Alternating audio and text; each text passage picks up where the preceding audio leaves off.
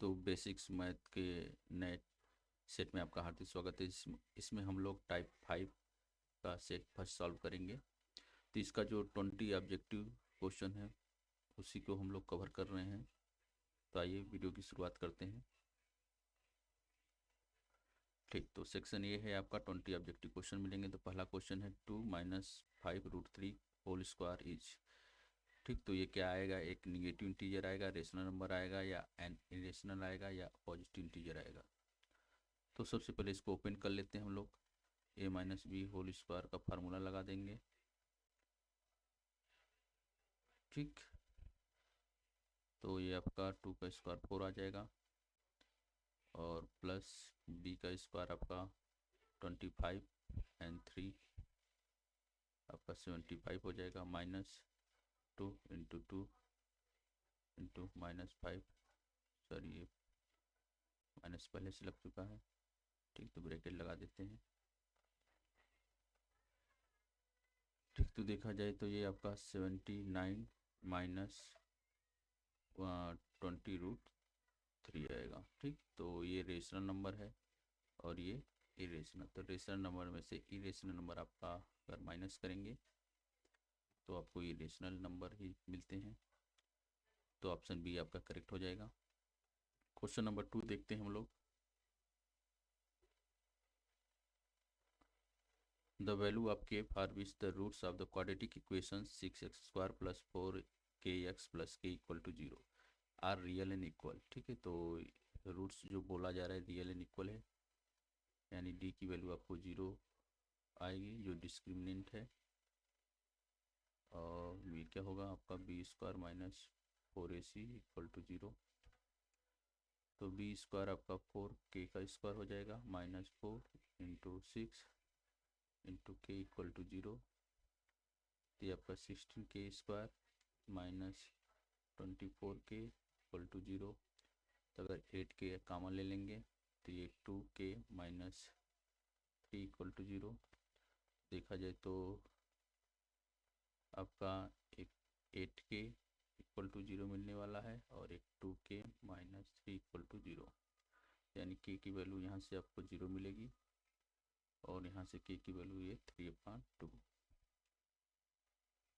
ठीक, तो 3/2 तो इसमें है ही नहीं, ये माइनस में है, तो हमें तो वो 0 मैच कर रहा है, तो ऑप्शन ए करेक्ट हो जाएगा। Question number 3, the distance between the point 2, 3 and -2, -3।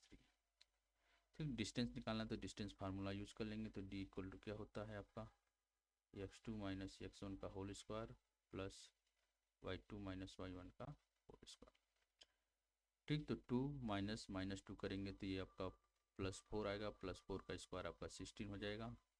उसी तरह 3 -3 करेंगे तो ये +6, तो ये 36 हो जाएगा। अंडर रूट कर लेंगे हम लोग, तो ये 2 और ये 52। ठीक, तो अगर 52 का फैक्टर निकाल लें हम लोग तो ये आपका 26 आएगा। 2 करेंगे तो ये ये पेयर में बाहर आ जाएगा, तो 2√13। तो ऑप्शन नंबर सी आपका करेक्ट हो जाएगा।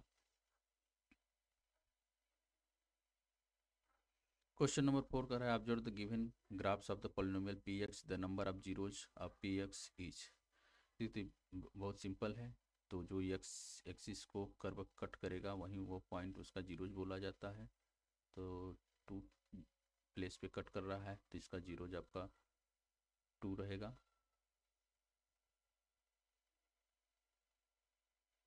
ठीक, question number 5, in the given figure AB is diameter of the circle with the center O. CD is tangent to the circle so that ACD equal to 40 degree and the value of CBA।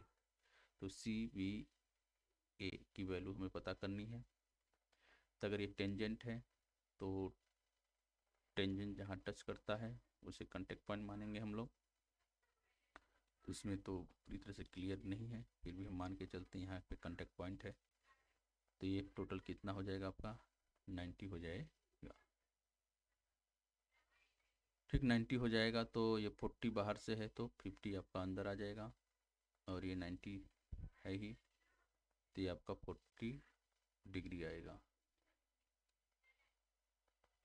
ठीक है, तो 40 degree आएगा। ये दोनों triangle आपस में similar होंगे कि ये रेडियस है, ये भी आपका इसके इक्वल है। ठीक, तो ये साइड एंगल साइड से ये सिमिलर हो जाएगा, सिमिलर हो जाएगा तो एंगल इक्वल, तो एक इक्वल आपका ये आएगा 40। तो ऑप्शन नंबर बी आपका करेक्ट हो जाएगा।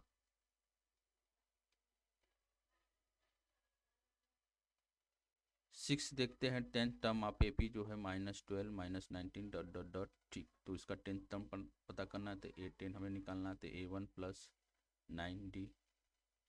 ठीक, तो D की वैल्यू निकाल लेते हैं, तो -90 -12 कर देंगे, तो -19 + 12 यानी -7 आ जाएगा आपका। वैल्यू पुट कर देते हैं, तो -12 + 9 × -7, तो -12 - 63 ऐड कर देंगे तो -75। तो ऑप्शन नंबर आपका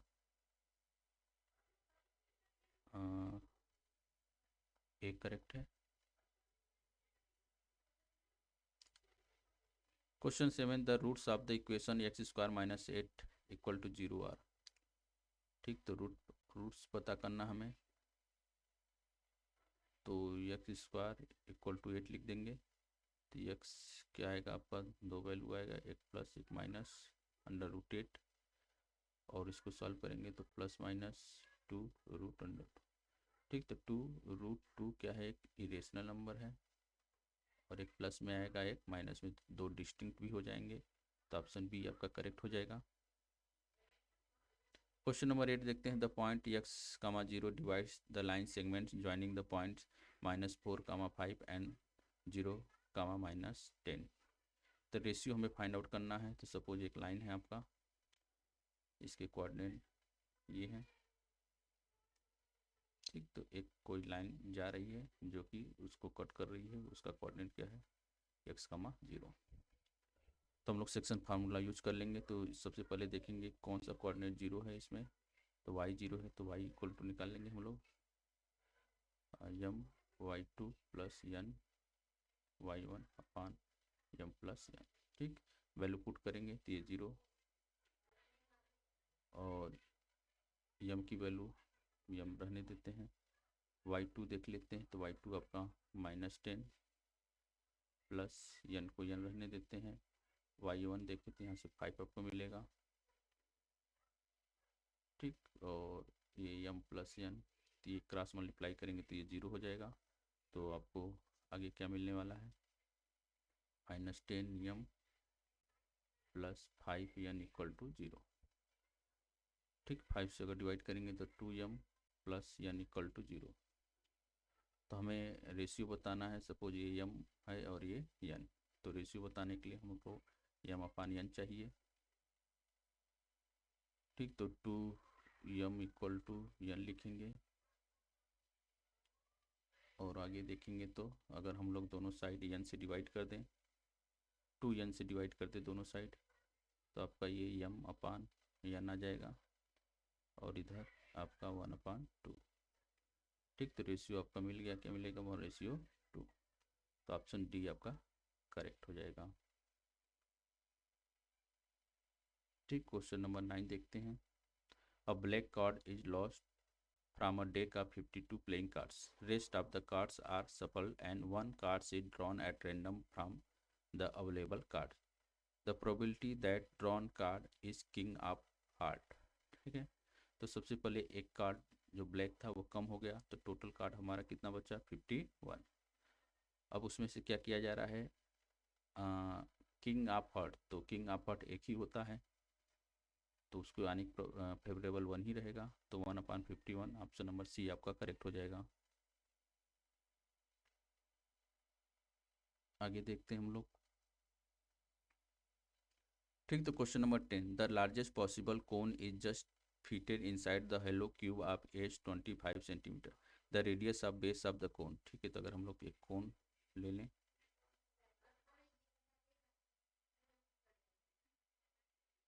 ठीक, तो ये सपोज हमारा एक कोन है, अब सॉरी ये क्यूब है, अब इसके अंदर एक कोन फिट करना है, तो कुछ इस तरह से आएगा। ठीक, और क्यूब का जो एज दिया गया है टोटल 25 दिया गया है। तो जो डायमीटर, ये डायमीटर हो जाएगा सर्कल का नीचे वाले कोन के बेस का, इसका हाफ रेडियस आएगा, तो इसका हाफ कर देंगे तो 12.5। तो ऑप्शन बी आपका करेक्ट हो जाएगा। 11 देखते हैं हम लोग।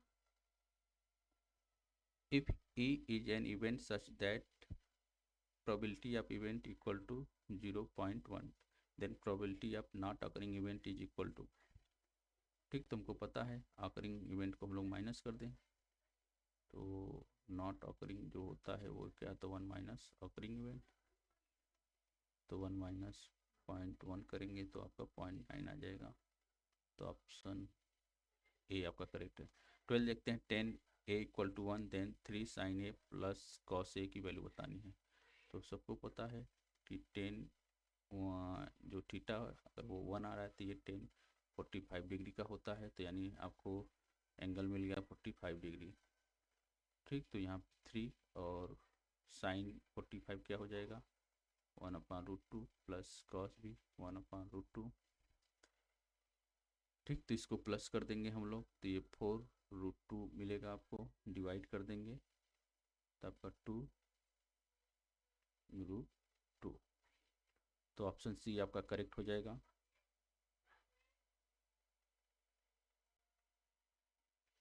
13 कह रहा है quadratic polynomial having only zeros. ठीक, तो एक ही जीरोज है, वो भी -2 है, तो -2 जीरोज है।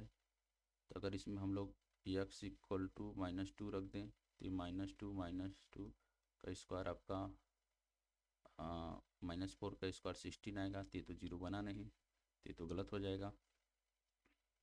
इसको देखते हैं बी ऑप्शन को, तो इसमें रखेंगे -2 का स्क्वायर -2, तो ये आपका 4 -2, ये भी 2 आ गया, जीरो नहीं बना, तो ये भी ऑप्शन गलत है। इसमें पुट करते हैं, तो पहले देख लेते हैं x 2x, इसको जीरो आना होगा तो x कॉमन ले लेंगे इसमें। ठीक, तो ये आपका x +2 मिलने वाला है जीरो, तो यानी x की वैल्यू जीरो आएगी और x की वैल्यू -2, तो इसमें तो दो वैल्यू मिल रही है, तो एक के लिए सही एक के लिए गलत, तो ये भी ऑप्शन गलत हो जाएगा क्योंकि हमें ओनली 1 0 फाइंड आउट करना है। इसको देखा जाए तो अगर x +2 का होल स्क्वायर जीरो आएगा तो x +2 इक्वल टू जीरो आना चाहिए, तो x यहाँ से आपका -2 मिल जाएगा, तो ऑप्शन डी आपका करेक्ट है। क्वेश्चन नंबर 14 देखते हैं हम लोग। PQ and P are the tangent to the circle with the center O such that OQ equal to OP। तो OQ ये इक्वल है आपका QP के, तो QP इसके इक्वल है। वैल्यू ऑफ OPQ, तो OPQ, ठीक, इस एंगल की वैल्यू बतानी है। तो सबको पता है ये आगे जाता तो ये टेंजेंट होता, ठीक, तो टेंजेंट होता तो यहाँ पे 90 डिग्री, और अगर इसको हम लोग ज्वाइन कर दें, ठीक, तो ये भी 90 डिग्री आपका बनेगा, और ये दोनों टेंजेंट हैं, तो टेंजेंट एक्सटर्नल पॉइंट से हमेशा इक्वल होते हैं, तो ये भी इसके इक्वल हो जाएगा। तो अगर इसको यक्स मान लें, ठीक, और ये साइड इस साइड की इक्वल है तो आइसोसेलेस ट्रायंगल बनेगा, तो आइसोसेलेस बनेगा तो ये यक्स है तो ये भी यक्स आएगा। उसी तरह ये रेडियस इसके इक्वल है तो इसके सामने वाला भी एंगल यक्स आएगा, और ये इस इक्वल है तो ये भी यक्स आएगा। ठीक, तो और ये पूरा एंगल और ये पूरा एंगल 180 सम करने पे आना चाहिए, क्योंकि ये 90 180 पहले है और ये साइक्लिक क्वाड्रिलेटरल बन रहा है तो 180 आएगा, यानी हम लोग जोड़ेंगे तो x प्लस यक्स कितना आना चाहिए आपका 180, तब 4x इक्वल टू 180, तो x की वैल्यू फाइंड आउट कर लेंगे हम लोग, 180 डिवाइडेड बाई 4 तो आपका 45 आ जाएगा। तो ऑप्शन नंबर ए आपका करेक्ट हो जाएगा।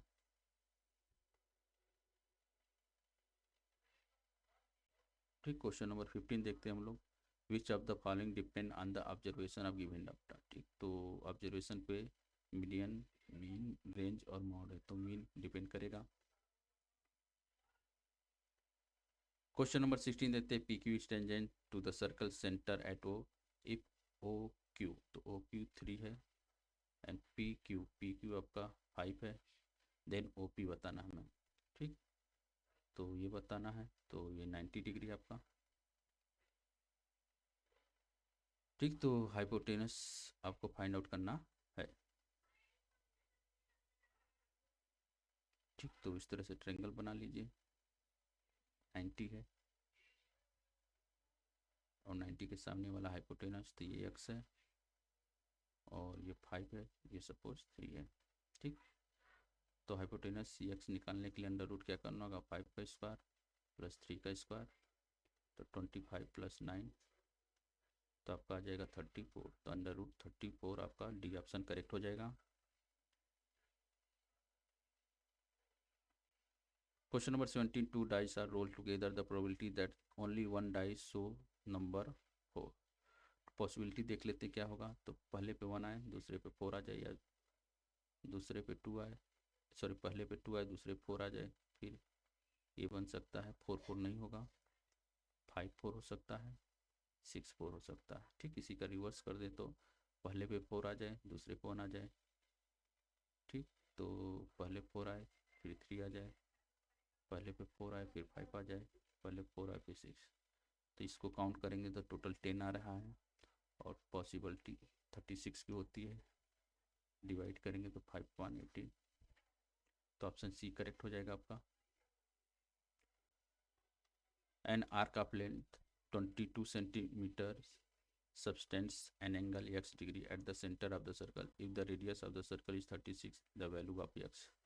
ठीक, तो इस तरह से देखा जाए तो ये सर्कल है और ये आर्क का लेंथ है 36 है और ये x यानी थीटा की वैल्यू फाइंड आउट करना है, तो लेंथ ऑफ आर्क क्या होता है हमारा, theta upon 360 into 2 pi are.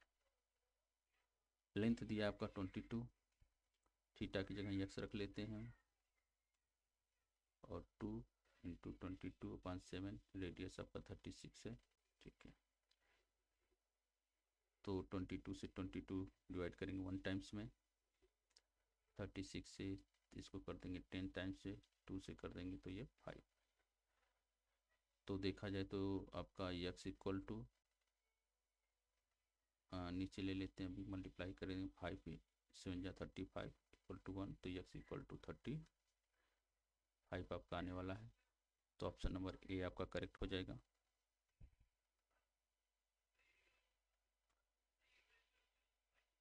ठीक, क्वेश्चन नंबर 19 देखते हैं, असर्शन है when the hemisphere of same radius R is carved out from the one side of solid wooden cylinder, the total surface area of remaining solid is increased by 2 pi r square।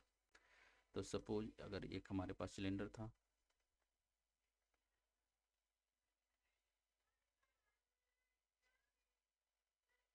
ठीक, तो इसमें से क्या किया, एक hemisphere cut करके निकल गया,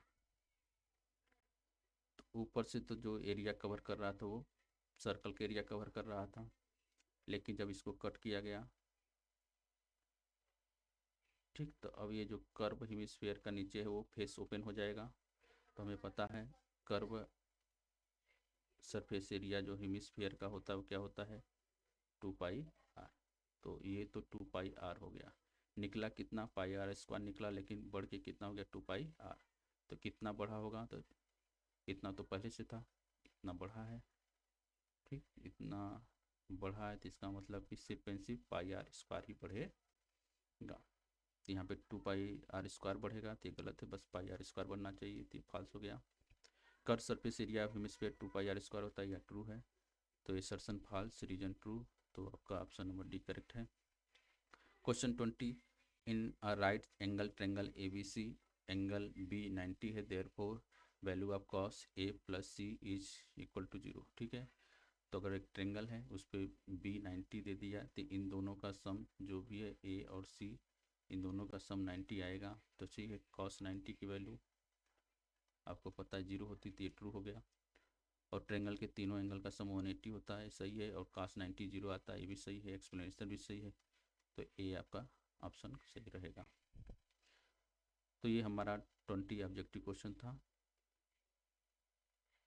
आप बच्चों से रिक्वेस्ट है कि एग्ज़ाम जाने से पहले PIQ ज़रूर सॉल्व करके जाएं ताकि उनको अप्रोच करने में आसानी हो। धन्यवाद।